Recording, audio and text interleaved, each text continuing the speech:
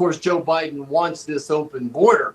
But it's a sad day when our enemies pay more attention to our border than our own president does. To your point, we've encountered over 170 terrorists on the terrorist watch list in the past year. In the past 2 years, thousands of people on the alien watch list as well. 2,000 Chinese nationalists on this watch list as well across the border as well. All we're asking DHS to do is tell us where these people are, who they are, what they're doing. Are they still in the country? Were they caught and released? We don't want to be asleep at the wheel like Israel was when Hamas attacked Israel.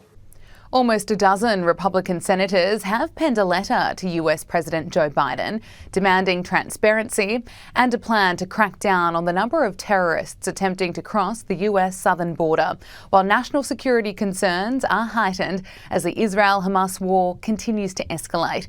Border officials encountered a record 169 people on the FBI terror watch list between ports of entry at the southern border in the past 12 months. That's according to the latest numbers from Customs and Border Protection. But again, the big theme here is that Joe Biden wants these 8,000 people crossing the border illegally. He thinks that those are future votes for the Democrat Party. He wants this crisis, and it's hard for me to understand why in the middle of the situation, the crisis in Israel, that he would try to leverage that for money in Ukraine, as well as making the border even more porous. The senators want officials to lay out what changes, if any, have been made in detection to security threats, given the risk that Hamas or other terrorist organisations may seek to expand conflict or incite further violence against the US.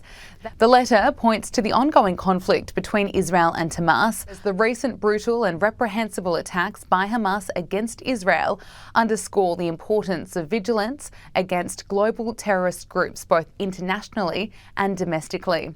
Given the current geostrategic challenge and potential threats, we request that your administration provide members of Congress a senior-level classified briefing to discuss your plan and intentions to support the security of the homeland. They want the briefing to be held no later than November 8.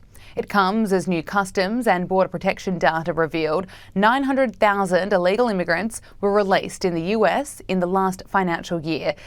That figure is larger than the population of several US states. The majority of those released were instructed to appear in court down the track, and a minority were released under humanitarian patrol.